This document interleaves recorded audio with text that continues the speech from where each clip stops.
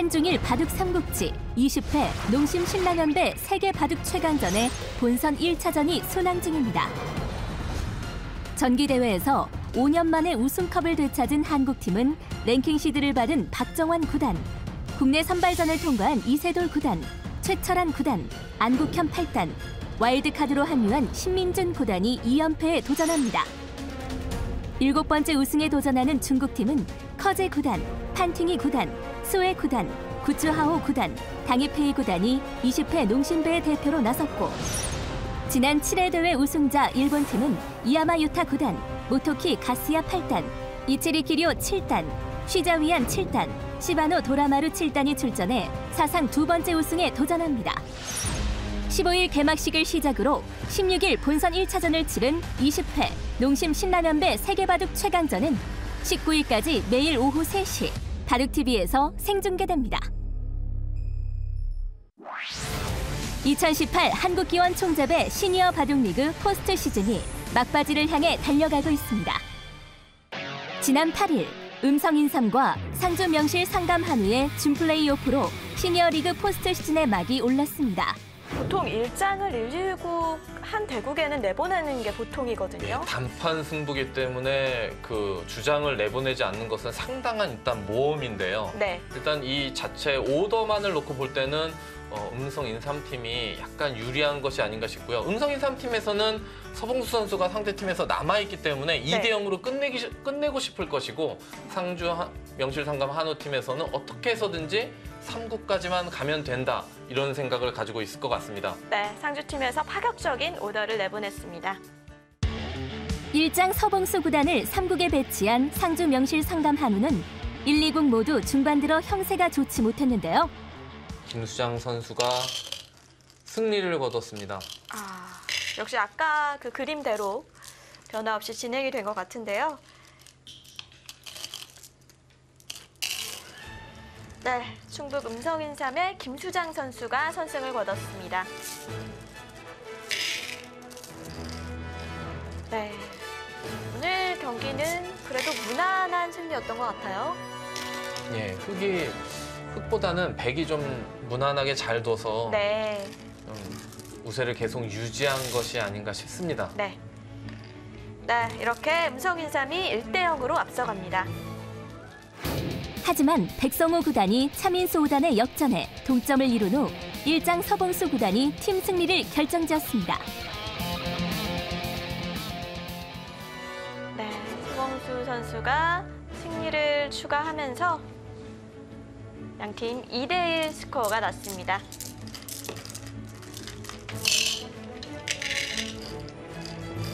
네, 검토실 모습입니다. 여기는 상주 명실상감 한우 팀이죠. 그렇습니다. 네, 시니어리그 플레이오프에 진출하는 상주 명실상감 한우입니다. 부천은 또 저희가 정규리그에서 유일하게 저희가 2패를 당했습니다, 리그에서. 그래서 이번에 플레이오프에서 꼭 빚을 갚아야 되겠습니다. 10일에 열린 태풍의 눈 부천과 절대강자 상주의 플레이오프 단판 승부 결과 상주 명실상감 한우가 2위 팀 부천 판타지아를 꺾고 챔피언 결정전에 올랐습니다. 정규리그 막판 파죽의 5연승을 달렸던 부천 판타지아는 상주 명실상감 한우의 천적이기도 했는데요. 10라운드 때와 똑같은 오더로 대진이 짜였지만 결과는 딴판이었습니다. 자, 상주 명실상감 한우팀의 서봉수 선수가 승리를 거두었습니다. 물어보면 진 것 같아요. 굉장히 쿨하게 네. 바로 돌을 받는 모습인데요. 물론 아직 결과를 모르기 때문에 사실 안강호 선수는 많이 아쉬운 내용이에요. 그렇습니다. 네. 일단 부천 판타지아 팀도 아쉬울 것 같은데요. 어쨌든 1대 1로 3국으로 바톤이 넘어갔습니다. 네, 상주 명실상감 한우 백성호 선수가 승리를 거두었습니다. 이번 포스트 시즌에서는 백성호 네. 선수가 다 하네요. 거의 열의를 하고 있어요. 그렇습니다. 팀 승리를 다 결정짓고 있습니다. 자, 상주 명실상감 한우 정규리그에선 4위로 올라왔는데요. 챔피언 결정전에 진출하게 되었습니다. 이로써 상주명실 상감 한우는 시니어리그 최초로 3년 연속 챔피언 결정전 진출을 확정지었고 정규리그 우승팀인 KH에너지와의 챔피언 결정전은 오는 22일 1차전과 23일 2차전을 치르게 됩니다. 제5회 오카게베 국제싱예바둑대항전에서 한국이 역대 3번째 우승을 차지했습니다. 지난 13일 일본 미에현 이세시에서 제5회 오카게베의 전야제와 조추첨식이 열렸습니다. 한국과 중국, 일본과 대만에서 30세 이하 남녀 선수들이 5명씩 출전해 단체전을 벌이는 이 대회는 1회전부터 3회전까지 리그전으로 예선 순위를 정한 후 예선 1위와 2위, 3위와 4위가 다시 맞붙어 최종 순위를 결정짓는데요. 한국에서는 신진서 구단과 이지현 구단, 김명훈 6단과 최정 9단, 오유진 6단이 대표로 출전하여 주최국 일본과의 1회전에서 승리를 거뒀고 승자끼리 맞붙은 2회전에선 중국팀에 아쉽게 패해 대회 첫날 1승 1패를 기록했습니다. 15일 오전에 열린 3회전에선 대만의 5대0 완승을 거둬 예선 1위를 차지한 중국과 최종 순위 결정전에 임했는데요. 4대1로 승리를 거두고 역대 3번째 오카게베 우승컵을 차지했습니다. 2년 연속 준우승에 머물렀던 한국 신예들은 3년 만에 우승컵을 되찾는 기쁨을 누렸습니다. 지난 11일 유창혁 한국기원 사무총장이 기자 간담회를 가졌습니다. 일간지와 방송 매체, 온라인 바둑 사이트 등에서 20여 명의 기자들이 참석한 가운데 한국기원 입장 발표와 질의응답 순으로 기자 간담회가 진행됐습니다. 이 자리에서 한국기원은 프로기사회가 요청한 바둑계 미투 관련 윤리위원회 보고서 제작성을 긍정적으로 재검토하기로 했다고 밝혔습니다. 이 건은 지난 임시이사회에서 이미 부결된 바 있지만 재검토를 위해 가능한 방법을 강구 중이라고 말했습니다. 이와 함께 한국기원 바둑TV를 특정인이나 특정 회사가 사유화하려 한다는 괴담에 가까운 소문은 결코 사실이 아니며 근거 없는 괴담을 확인 없이 기사화하는 것은 자제해달라고 당부했습니다. 더불어 한국기원과 바둑계 전체의 미래를 위해 IT 사업을 새로운 비전으로 제시하고 어린이 바둑 교육 분야를 IT 사업과 연계하는 것과 관련해 다양한 논의가 진행되고 있음을 알렸습니다.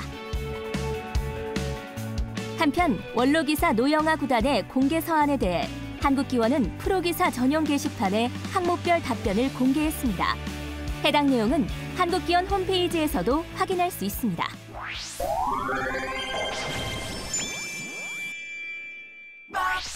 바둑계 핫 이슈와 반드시 짚어봐야 할 주제들을 바둑 전문 언론인에게 들어봅니다. 위클리 포커스. 오늘은 중앙일보 정아람 바둑 전문 기자와 바둑 해설가 안영준 5단, 타이젠 정현주 기자와 함께합니다.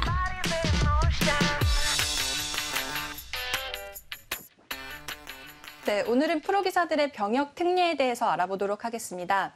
안녕하세요. 안녕하세요. 네, 프로기사도 병역 특례를 받을 수 있다고 하더라고요. 과거에는 그 문이 훨씬 더 넓었다고 하는데 좀 자세히 알려주실 수 있으세요? 일단 기존에 있었던 방식이 굉장히 괜찮았죠. 이제 그런 기전들 몇 가지가 이제 병역 특례였죠. 동양증권배, 응시배, 후지츠배가 있었는데 그걸 통해서 좀 몇 명의 프로기사들이 병역 특례를 받았고요. 실제 병역 특례를 받았던 여러 선수들이 정말 우승을 많이 했어요. 네. 대표적인 경우가 이창훈 구단도 있고, 뭐 박영훈 구단, 뭐 정말 좋은 성적을 거뒀기 때문에 병역 특례에 대한 좀 특혜에 대해서 좀 선수들이 실력으로 좀 입증했다 좀 생각이 듭니다. 네, 2008년 이전하고 이후로 나눌 수가 있는데요. 네. 2008년 이전에는 그 특정 세계대회에서 결승 이상에 올라가면 병역 특례를 받을 수 있는 기회가 있었고요. 네. 2008년 이후부터는 바둑이 스포츠로 이렇게 싹 변신을 하면서 네. 그 아시안 게임 1위나 아니면 올림픽 3위 이상일 경우에는 그 병역 특례를 받을 수 있게 되었습니다. 네. 그러면서 대신 이제 생긴 게 바둑병 제도로 알고 있어요. 바둑병 출신이라고 들었는데 직접 경험해 보니까 어떤가요? 이제 바둑병이라고 하면은 좀 어떻게 생각하실지 모르는데 이제 해군에서 네. 바둑병들을 뭐 1년에 5명 정도 이렇게 뽑게 돼요. 아, 5명뿐인가요? 네, 이제 입대하는 선수들이 많지가 않아요. 그래서 5명 정도면 거의 다 순환하게, 그러니까 총 10명이 배치가 돼 있거든요. 네. 해군 정도에. TO가 10명에서 뭐 2인조 한 12세장까지 늘어나는 걸로 알고 있는데 각 부대별로 이제 한 2명씩 들어가게 돼요. 그러면 1년 먼저 온 선임과 이제 바둑병 후임이 이렇게 생기게 되죠. 네. 그러면 이제 한 명이 전역을 하면 또 한 명이 들어와서 2명씩 채워지는 일반적으로는 그런 시스템으로 진행이 되기 때문에 서로 좀 의지도 되고 일을 같이 하게 되는데 이제 바둑병이라고 하면 뭐 바둑만 하냐 공부만 하냐 네. 사실 그러면 좋겠죠. 정말 바둑 공부만 하면 좋겠는데 그런 상황까지는 특혜가 되지 않아요. 그러니까 네. 바둑병들은 다른 병사들과 함께 같이 뭐 훈련도 받고 일도 같이 하되 이제 뭐 시간 났을 때 바둑 공부할 수 있는 상황이라든가 혹은 바둑 보급을 좀 할 수 있게 네. 좀 도와주고 또 이제 국내 대회, 네. 해외 대회 같은 경우에 군인이 아예 참가 자격이 없기 때문에 네. 국내 대회만 좀 참가를 할 수 있게 좀 특혜를 좀 봐주고 있어요. 기본적으로 바둑병들 입장에서는 이렇게라도 배려를 해주는 해군에 정말 감사하게 생각을 하고 있고 다만 좀 아쉬운 게 있다면 좀 2명씩 좀 흩어져 있다 보니까 네. 같이 모여서 공부를 하면 좀 더 시너지가 날 텐데 같이 공동 연구를 하고 네. 이런 게 좀 좀- 아쉽겠네요. 좀 이런 게 좀 안 되고 2명이다 보니까 또 서로 같이 바둑 연구한다거나 이런 일은 좀 드문 걸로 알고 있습니다. 프로기사로서 뭐 20대 중반, 후반에 군대 문제를 해결해야 되는 게 어느 정도 부담인지 혹시 좀 솔직한 얘기를 들어볼 수 있을까요? 사실 이제 군대를 갔을 때 첫날 네. 갔자마자 이제 누웠는데 되게 몸은 뭐 멍하고 약간 그런데 마음이 좀 편해지는 부분이 있는 거예요. 왜냐면 이제 10년 동안 미뤄뒀던 숙제를 좀 한다는 느낌. 그동안 계속 마음에 네. 부담이 있었군요. 뭐 군대 연기를 어떻게 해야 될까 뭐 이런 고민들을 하다가 가자 딱 생각을 하니까 좀 마음이 편해졌는데 그만큼 20대 내내 쫓기면서 지내게 돼요. 네. 그러니까 지금 당장 올해 내년 후년 안에 결과를 못 내면 난 정말 아무것도 없는 상태로 군대를 가야 되는구나. 뭐 저도 갔다 와서 느끼는 거지만 가기 전에 있던 선수들은 이걸로 스스로가 단절이 된다고 먼저 인식을 해요. 네. 내가 더 이상 최정상, 물론 저는 최정상은 아니었는데요. 정상권에 있는 특히 뭐 제 동생 같은 경우에는 지금 복무 중인데 네, 가는 안성준 순간- 구단이죠. 네, 그렇죠. 가면서 이제 단절이 된다고 좀 생각을 해요. 네. 그러니까 그런 부담감이나 압박을 항상 느끼면서 공부를 하는 게 굉장히 큰 부담이긴 하죠. 동생분이 지금 군대 가 계시는데 보고 싶진 않으세요? 자꾸 전화를 해서 자주 전화를 제가 받아줘서 얘기를 하기 때문에 뭐 가끔 집에 없네라는 생각은 하는데 또 이제 목소리는 자주 들으니까 네. 그렇게 멀리 있다는 생각은 잘 안 들고요. 또 공교롭게도 제가 있던 부대로 갔어요. 그래서 제 후임이 제 동생이 선임이 되고 뭐 그런 상황이 네. 됐는데 그러다 보니까 오히려 저한테 물어보는 경우가 있더라고요. 이 일은 어떻게 되는 건지 네. 지금 이렇게 바뀌었다 뭐 이렇게 얘기를 해도 저는 좀 알아듣기도 하고 네. 좀 설명해주기도 하고 뭐 그런 얘기를 했기 때문에 뭐 그렇게 보고 싶다는 생각이 네, 뭐 보고 싶진 않다고 하셨는데 그래도 군대에서 고생하고 있을 동생을 위해서 혹시 영상 편지 좀 부탁드려도 될까요? 영상 편지요. 네, 지금 바로 여기에서. 참 이게 뭐 어색함을 딛고 한번 해보겠습니다. 네. 이제 성준아 고생 많이 하는 건 아는데 형도 다 한 거고 엄살 부리지 말고 군생활 잘 끝내라. 파이팅.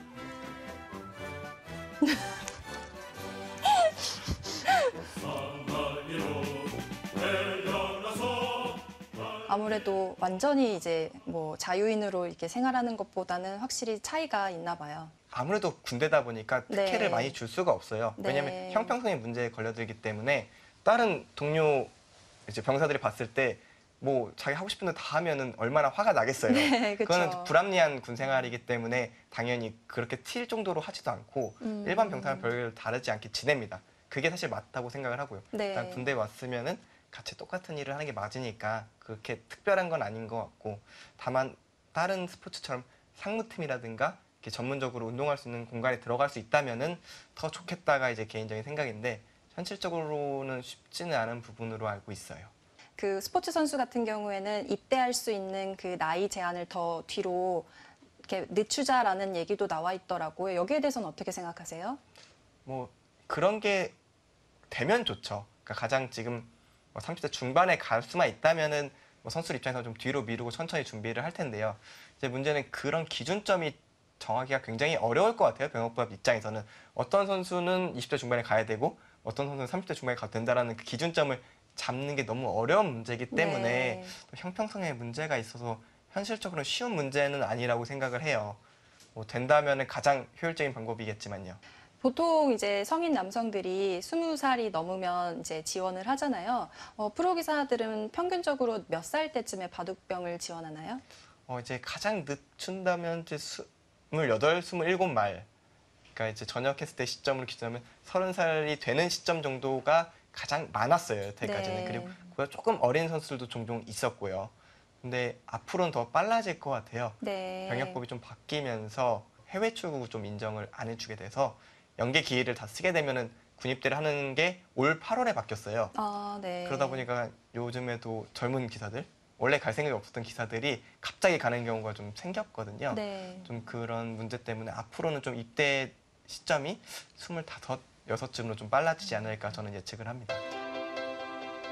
네, 지금 군입대를 앞둔 선수들이 마음이 부담이 클 것 같은데요. 한국 바둑이 성장하기 위해서 병역 문제가 좋은 쪽으로 꼭 해결이 됐으면 좋겠습니다. 오늘 나와주셔서 감사합니다. 감사합니다.